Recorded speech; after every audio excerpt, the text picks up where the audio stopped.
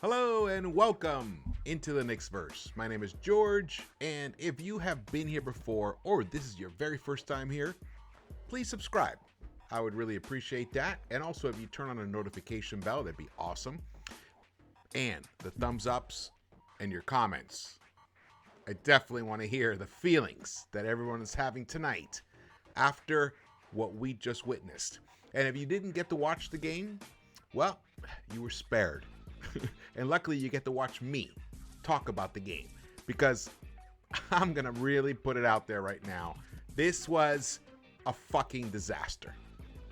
Excuse the language, but that is what happened. The Knicks allowed 124 points to a Wizards team without their best player, Bradley Beal. Knicks lost 124 to 117. In fact, the Knicks allowed the Bucks, the Wizards. They played. I mean, we treated them like they were the Bucks. We allowed the Wizards to score over 30 points for 3 quarters. I'm going to tell you, this was just a completely utter trash performance by the entire team. I don't care that Kemba scored 44 points. Sorry, it's meaningless to me, honestly. And actually, I'm going to actually say that, I mean, in some ways, focusing on that is a total distraction from the actual problem here on this team. And the problem is defense. And yes, Kemba gave us 44 points, which is awesome. Great for him. Great for you, Kemba. That's fantastic. But your team lost. I mean, they lost. You scored 1 3-pointer in the fourth quarter when we needed it the most. So it's great that you scored, a bucket load of points for the first 3 quarters. But then in the fourth quarter, when it's time to win, what happens? This is what happened. The Wizards only put up 75 field goals tonight. That's it. And they scored 124 points. That's an embarrassment. This is a Tom Thibodeau coached team. He's one of the top defensive coaches ever. Right? And definitely in the modern era. And his team allowed 124 points. Now I know, even though RJ came out of COVID protocols and so did Grimes, but they didn't play. And you know what? That's fine. I didn't expect them to play. Obi did get some burn, which was nice. But so we were still depleted. We're still without IQ. We're without some key pieces of our rotation, and we were without Derrick Rose. This was the first game without Derrick Rose since the ankle surgery. But we allowed 56% field goal percentage scoring. I mean, that's just insane. I'm flabbergasted. But the most important stat on this chart here is the assists. 30 to 17. And in fact, in the first half, I believe we finished the first half with only 5 assists. It was 15 to 5.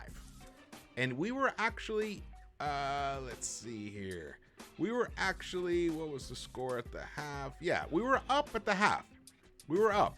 It was 64 to 57. We were up by 7 at the half. But I did not feel good about it. I didn't feel good about it. I hated the way we were playing. I hated the lack of ball movement. Yeah, it's great. And honestly, if Kemba can score on those crazy shots and those ISO plays and just dribble and just take the ball up himself and never pass it, that's cool on another team. That's cool in another era. That doesn't work today. Doesn't work in a modern game. Look at the teams that win consistently. They don't play the way we played tonight. Obviously. I'm talking about on the offensive end. The defense was a nightmare. Look at 43.2% we gave up from the 3-point line. We put up 42 3-pointers and only connected on 31% of them. Fournier's offense was abysmal, and so was his defense. But Julius Randle do not mistake. Don't get confused. Don't get confused by box scores, anything like that. What matters is whose hands is the ball in more? And does that person make the right decisions? Well, the ball is mostly tonight was in Kemba Walker's hands, and he delivered with 44 points. Outstanding. Now, did he cost us on the other end? Of course he did. Of course he did. Guy's 6 feet tall. He can't defend at all. All he can do is take charges. But that's what we know. That's what he is. But Fournier tonight was just a tragedy on the defensive end. And Macbeth tragedy level on the offensive end. But the body posture and the attitude of Julius Randle is beyond words, honestly. And I'm going to show you some highlights. I'm going to show you guys some highlights. They're going to point out exactly that. And I'm only really going to focus on the late game type stuff because that's when the game was lost. The game was lost the whole time, but we were able to get this thing down to 2 points at one point. But because of lackadaisical execution and confusion, or whatever you want to call it, we did not pull this game out. But the assists, 30 assists for the Wizards. We got 17. It makes me want to just throw up, honestly. Throw up. And even though we won the rebounding and then the points in the paint was even, of course we committed more fouls. Mitch Robinson actually had the foul out because that's how bad the defense was overall. He was trying to cover up for most of the first unit when he was out there on the floor. And he can only do so much. And I even have a highlight to show you exactly what I'm talking about. This,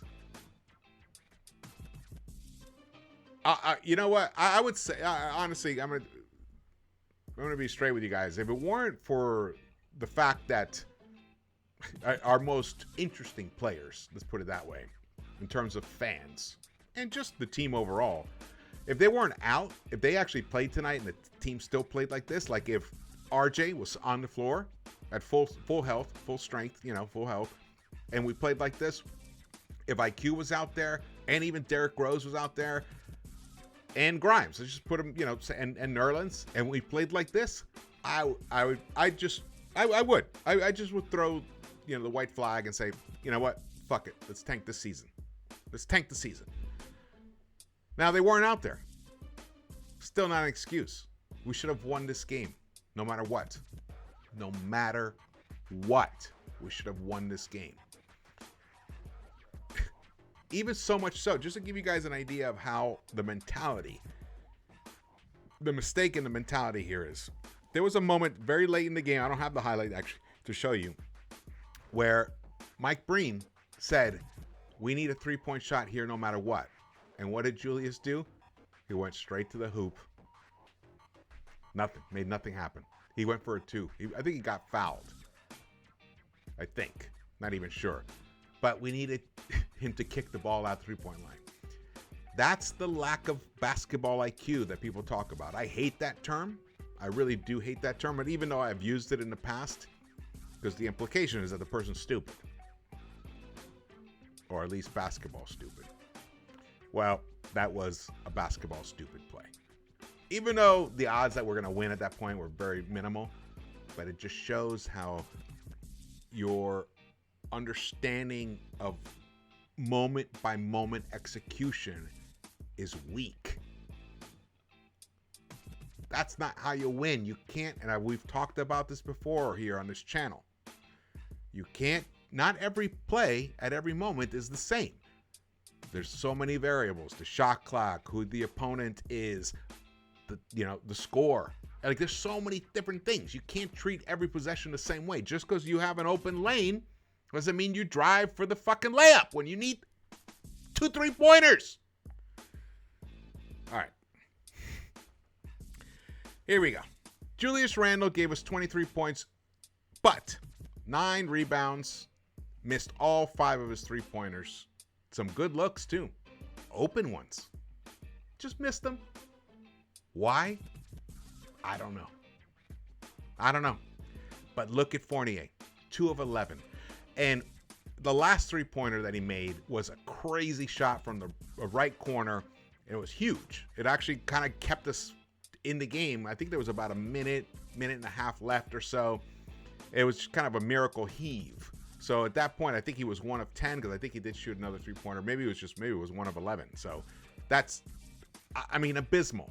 How a player who's a shooter, who's brought on his team to deliver points, deliver offense, can give you that. And he played 38 minutes, Thibs. 38 minutes. Now, you put him in at the end, and he did give you some buckets. So, you know, kudos for that, because the guy has ice in his veins. That's one thing I do love about the guy. It doesn't matter. You know, he delivers in the fourth quarter. He's actually our best fourth quarter clutch player. Crazy, huh? I know, it's crazy. Alec Burks gave us 20 points. But again, his defense was lacking today. Look at Kemba. 43 minutes. I don't know what those knees are going to be like. He may not even play on Christmas Day. So this whole thing about Kemba, let's run the offense through Kemba, blah, blah, blah, blah. It's not sustainable, people. We already had 20 games before he got benched as a sample. That's not a minimal sample size. That's a legitimate sample size. What we're seeing now is an aberration. But props to you, because you delivered. Because what you did, Kemba, is you delivered when we needed it. Now, were you limited on the defensive end? Yes, but we already know that. But on the offensive end, you were amazing. You hit a three-pointer at one point. I could not even believe you got that shot off, number one, and that it fucking made it, that it sunk. Sorry for the cursing. I'm just really so disgusted with this loss. It's just appalling. The bench was a non-factor tonight. Again, depleted. Obi only gave us two free throws is what he connected on. And Sims, he gave us 6 points, but defensively he also looked a little lost, but he hadn't played much at all recently, so we can't expect that. And then we have two other guys who weren't even on the team a week ago. You know, Dotson and House that got burned.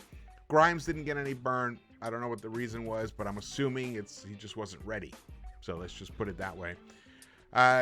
Taj, he gave a very ineffectual 7 minutes, and I don't think he even played in the second half at all. So there's that. And Mitch was limited by the fouling because the guys that were out on the court with him were not doing their job defensively. Now was he perfect defensively? No, he wasn't.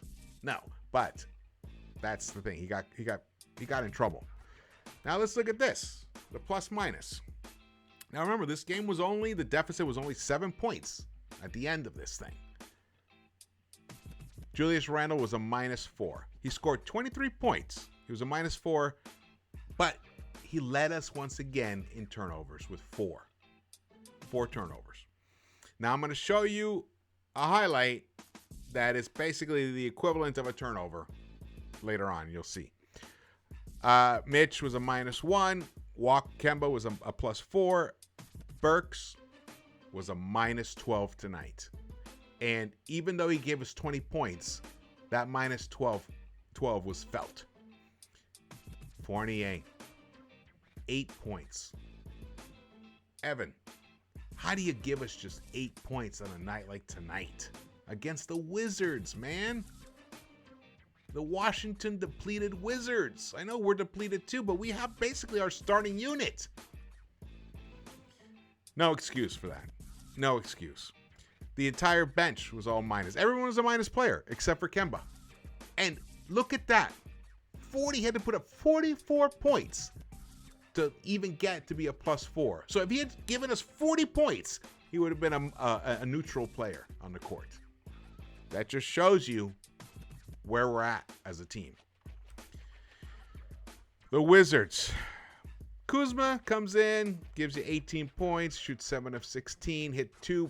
He was 0 for 6 in 3-pointers, but he drained 2 huge 3-pointers late in the fourth quarter to actually ice the game for them. 10 rebounds he got. Dinwiddie also, that he hit a 3-pointer off the backboard that actually broke the back of this Knicks team. 21 points, 7 of 14. Holiday, 6 of 11. Look at these stat lines. They shot 56%. Look at that. Look at Harrell, 6 of 7. Look at oh man, look at Denny, 5 of 8. Bertans was the only one who really, and Neto, 2 of 6, but one of 2 from the 3-point line. I'm just. Tommy Beer tweeted this out, and he said, "This is the type of stuff we've seen far too often from Randle this season. Wants a foul call, doesn't hustle back on defense, lazily jogs back up the floor. Because he's late getting back, he's forced into a mismatch, then plays horrible individual defense as a cherry on top." Now, go back to the first sentence here. This is the type of stuff we've seen far too often from Randle this season. This is not the kind of play that an All-NBA player, not a second-team All-NBA player, should do. Ever. Especially not consistently, which is what he's been doing. Here it is.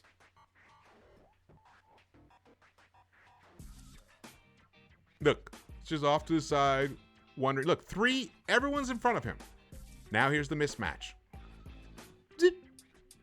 Okay. We had the lead at that point, and they cut it to 1. Let's watch it again. Now, how he doesn't even score here, I don't know. Like, why doesn't he stop, spin the other way? And then, look, now he's mismatched, out of position. Look at the body language, too. Look at the body language here after. He's way off into the left corner. Why is he so far off, just staggering around? Hustle! Run up the court! Get your ass over the other line! What the hell is that? Ridiculous. Look at here. They just scored. Look, Fournier, what are you doing? Why are you helping? Why are you helping in the paint? Anyway, your help is meaningless anyway. Look at, why are 3 guys trying to stop 1 guy? And they leave Kispert alone in the corner to drain a 3 to extend the lead. 77-72. We started that half up 7. And by the end of this play, we are down 5. That's a 12-point swing right there. Now let's look at this play.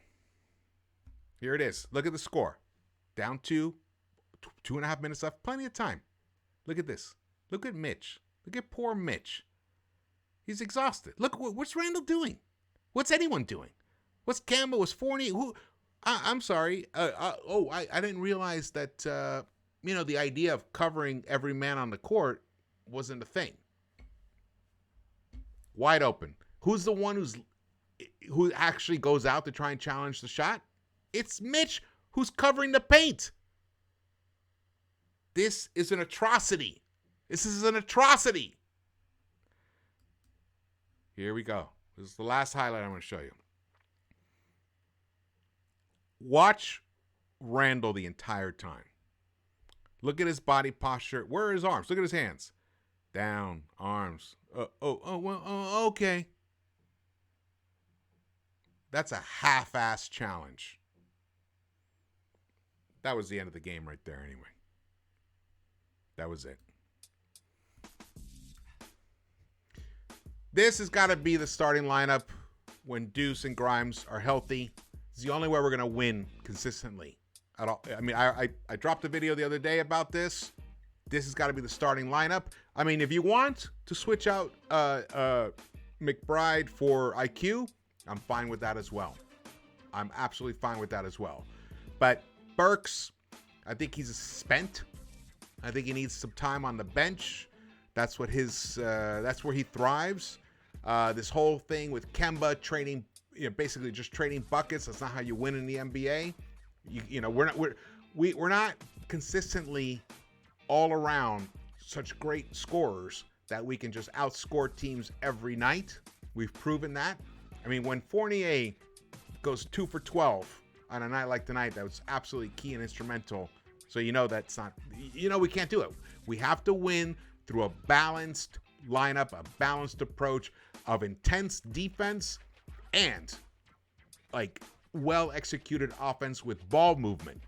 These guys will move the ball, they will penetrate, they will kick out, they'll find the open guy, and they will get up in the grill of the offensive player as they're trying to bring the ball up the court and slow their possession down. Whittle it down to force them into bad possessions. This is how we're going to win. These guys were handpicked for Thibodeau himself to play his style. They've been sitting there, watching, assimilating, soaking it in, and on top of that, they actually came out and proved it on the court. Now, it's only been a few games, but we've already seen the other result. This is the team we got to go with. And then you work out the bench until Rose returns. When Rose returns, it's a different story. But the thing is, we don't know when he's going to return. Some people say 8 weeks. Some people say 6 weeks, 6 to 8 weeks. And also, an ankle is an ankle. So who knows what's going to happen. We need to find out if the youth core have it. I think they do. All they have done is prove that they do. We have to accept the proof. Thibs, make this happen. And let's start winning games. Thank you for watching this. I appreciate you guys spending time with me here. I definitely want to hear your thoughts about this. Drop your comments. Thumbs ups if you enjoyed the video. And please subscribe. And Christmas morning, we'll be on for the pregame show. And hopefully that'll be a win and we can get back on track. Hopefully RJ will be available and Grimes will be able to play. And Obi, will be a little more, in shape to play because, obviously he was a little rusty as well. We just got to get back on track. There really is too much talent on this team, but it's being misused. Players are being cast in the wrong parts. It's almost like we're staging this incredible play. Let's go with Macbeth.